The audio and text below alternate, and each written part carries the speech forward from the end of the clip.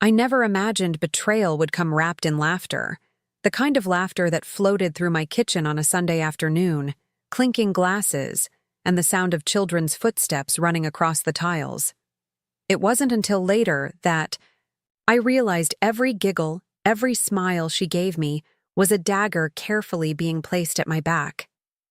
Her name was Vanessa, my best friend, or at least, that's what I thought she was. We had known each other since college. Back then, she was the wild one, the kind of girl who skipped lectures to chase men or parties, while I buried myself in books and dreams of a quiet, steady life. Somehow, we balanced each other. I steadied her, she loosened me up. Through breakups, weddings, pregnancies, we were side by side. She was there the day I married Mark. She stood behind me as I adjusted my veil, whispering, "You've got your you. Fairy tale, Anna. Don't ever let it go." I never thought that one day she would be the one trying to steal it. Mark and I had built something real. A house filled with warmth. 2 kids who adored their father. Routines that may have seemed boring to others but felt sacred to me. Our Friday night takeout ritual, our weekend soccer games, the smell of pancakes on Saturday mornings. It was our little world, and Vanessa was in it. Too much, maybe. She stopped by unannounced, stayed late into the evenings, shared wine with me while Mark watched TV in the other room. She was Auntie Vanessa to the kids, their favorite playmate. I thought it was sweet. I thought I was lucky to have a friend so close she was family. But luck doesn't stab you in the chest. It started small. Whispers in the school parking lot, mothers leaning closer when they thought I couldn't hear. A glance from a neighbor that lingered too long, too heavy. At first, I brushed it off. People gossip. But then came the silence, the kind that swallows. Conversations when you walk into a room. Something was wrong. One night, after putting the kids to bed, I caught a message on Mark's phone. Just one. From her. "Last night was perfect. Can't stop thinking about you." My heart stopped. I stared at the screen, rereading it until the words blurred. Perfect. Thinking about you. Vanessa. My Vanessa. My friend who held my newborn when my arms were too tired. My friend who cried with me when Mark lost his job for a short while. My friend who looked me in the eye, week after week, and clinked her wine glass against mine. I didn't confront her. Not yet. Instead, I tested her. The next morning, I asked casually, "Vanessa, what did you do last night?" She didn't flinch. Just smiled, sipped her coffee, and said, "Oh, just stayed home. Binge-watched a new show." Lies taste bitter, even when they're not in your mouth. From that moment, I saw it all differently. Every touch lingered too long. Every laugh aimed too sharp at Mark's jokes. Every glance between them burned like acid in my stomach. But betrayal isn't just the act. It's the performance. She played her part well, helping with the kids, bringing over homemade cookies, wrapping her arms around me when she said goodbye. And I hugged her back, my face pressed to her shoulder, while my mind whispered, "I will destroy you," because Vanessa didn't just cross a line. She tried to erase it. I began watching, listening. Mark grew distant, distracted, his phone never leaving his side. Late-night work meetings, unexplained absences, the hollow way he kissed me goodnight. I told myself to wait, to gather proof, to bide my time. One night, after he fell asleep, I unlocked his phone. The messages were there, hundreds of them. Vanessa's words bleeding across the screen, intimate and smug. She wasn't just sleeping with my husband, she was mocking me in the process. Does she suspect? I can't believe she's so clueless. Soon, it'll just be us. That was when I realized this wasn't just lust. It was theft. She wanted my life, my husband, my kids, my home. She wanted to wear my skin like a costume and smile as if she'd earned it. But here's what Vanessa never understood. I wasn't weak. I let them play their game, weaving their lies tighter, tangling themselves in their own arrogance. I smiled when Vanessa came over, poured her another glass of wine, laughed at her jokes. All the while, I was recording. Screenshots, photos, copies of messages saved where neither of them could touch. Piece by piece, I built my arsenal. And when the time was right, I would unleash it. Because betrayal doesn't end with tears. Not for me. It ends with ruin. The hardest part wasn't pretending I didn't know. It was pretending I didn't care. Every morning, I smiled at Mark as he left for work, kissed him lightly, and packed his lunch. Every afternoon, I texted Vanessa about our plans for the weekend, asking her if she wanted to bring over dessert for dinner. And every night, when the house was quiet and my children were asleep, I sat alone in the dark with a notebook on my lap, cataloging every detail. The cow. Dates. The locations. The words they used. I had turned into a ghost in my own home, watching silently, absorbing everything, preparing. Because that's what revenge is. Not a spark. It's a storm gathering, quiet and patient, until the skies rip, open. I knew Vanessa's patterns. She couldn't help herself. She liked to brag. Even if not out loud, her social media told the story she thought she was hiding. A photo of a wine glass clinked against another. A shot of a hotel lobby she tagged as work conference. A reflection in a mirror she didn't notice. Clues for anyone who cared to see. I cared. Mark grew sloppy, too. His lies were rehearsed, but unpolished. Working late, when I could see the credit card charges for dinners in places he would never take me.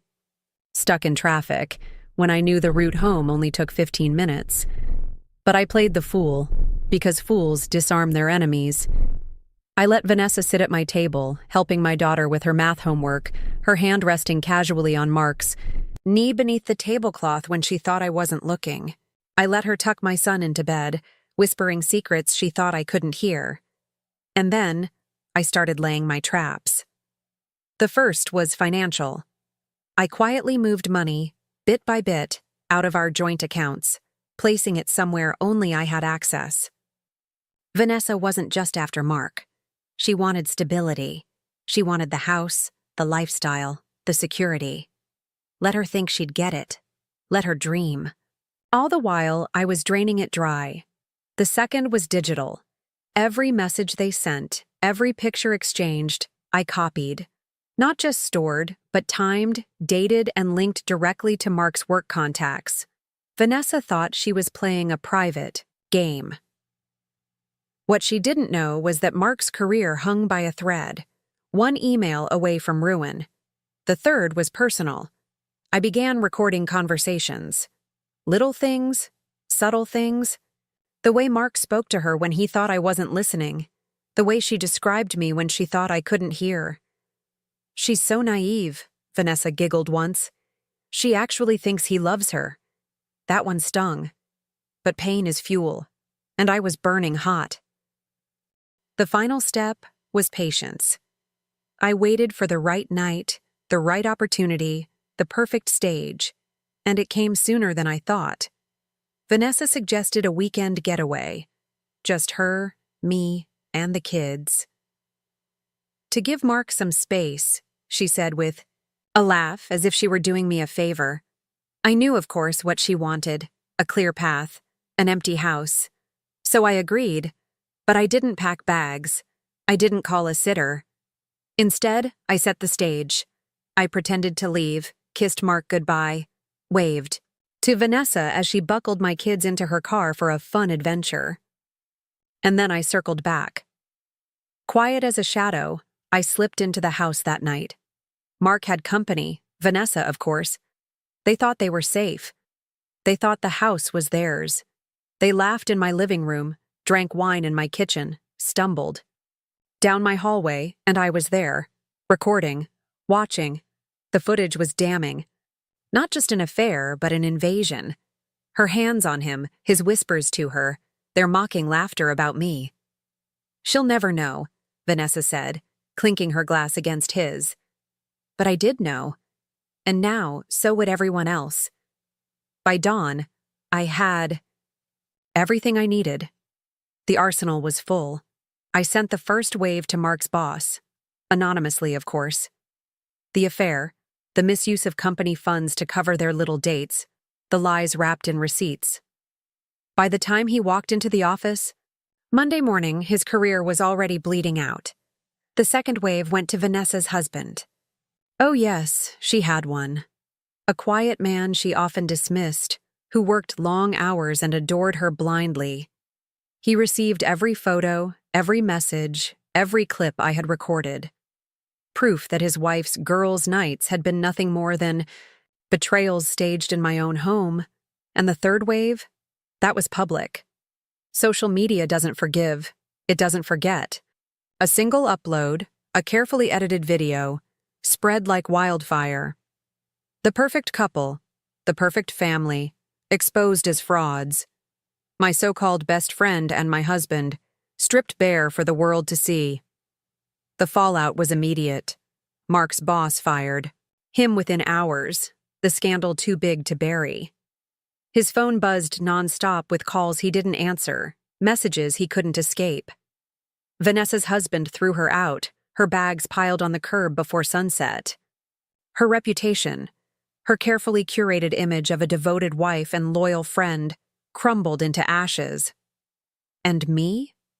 I stayed silent, watching, because revenge isn't loud.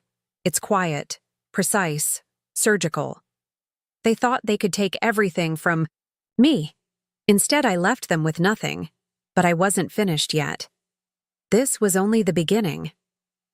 Silence. That's what filled the house after everything exploded. No laughter, no lies, no whispers. Just silence. Mark sat in the kitchen for hours, staring at the table like it might save him. His phone was still buzzing. Bosses, friends, family, all wanting answers he didn't have. Or maybe he had them, but none he could say out loud. Every time he reached for the phone, his hands shook, and then he dropped it again like it burned. Vanessa, on the other hand, wasn't as quiet. She pounded on my door 2 nights later, mascara streaked across, her cheeks, hair tangled like a storm had passed through it. "You did this," she spat through tears. "You ruined me." I looked at her through the glass, calm as water. "No, Vanessa, you ruined yourself. I just let the world see." Her scream cracked into the night, a sound torn between rage and despair. Neighbors peeked through blinds, whispers spreading faster than fire. She finally stumbled away, shoulders shaking, her perfect little image shattered for everyone to witness. But Mark, he stayed. That was the part I hadn't decided on yet, what to do with him. Destroying Vanessa was easy. She was an outsider, a parasite. But Mark was different. He was my husband, the father of my children, my betrayer. Every time I looked at him, I saw 2 faces. The man I once loved, and the man who lied. The father who played with our kids, and the stranger who touched. Another woman in my bed I could have left. Packed my bags, walked away, taken my children somewhere new. But leaving felt too easy. He needed to understand. He needed to drown in the same humiliation he had poured over me. So I stayed. I let him feel the weight of my silence, the sting of my indifference. I cooked dinner, served the kids, smiled at the table, but never at him. I spoke to him only when necessary, my words clipped, my eyes cold. He tried, at first, to apologize, to beg, to swear it meant nothing. But each time he opened his mouth, I reminded him, softly, cruelly, of what he'd lost. "You should call Vanessa," I'd whisper when he reached for me in the night. "Isn't she better at this than I am?" He flinched like I'd struck him. The man who had once been so sure of himself was unraveling thread by thread. He lost his job. His friends distanced themselves. His family refused to take his calls. Ashamed of his scandal splattered across the internet. Everywhere he turned, doors slammed shut, and I was there for all of it, watching, waiting. One night, weeks later, he finally broke. He fell to his knees in front of me, tears streaking his face, hands clutching mine like I was the only thing keeping him alive. "Please," he choked. "Please don't leave me. I'll do anything. Just don't take the kids. Don't take the house. Don't take you." For a moment, I almost felt sorry for him. Almost. But then I remembered Vanessa's laugh in my living room. I remembered his whisper in her ear. I remembered the notebook filled with lies I had written down in the dark, and any softness I had left turned to stone. "You already lost me, Mark," I said quietly. "The day you chose her." His sobs filled the room, but I felt nothing. No pity, no love, only freedom. Because revenge isn't about screaming or breaking things or throwing punches. Revenge is about clarity, about balance, about standing in the ruins someone else created and realizing you are still whole, while they are in pieces. Mark was a shadow now, trapped in the consequences of his own making. Vanessa was a ghost, drifting through whispers and shame. And me was alive, stronger than before. Sharper, untouchable. The storm had passed, and I was the one left standing. I tucked my children into bed that night, kissed their foreheads, and smiled. Not the hollow smile I had worn for months, but a real one, because the war was over and I had won.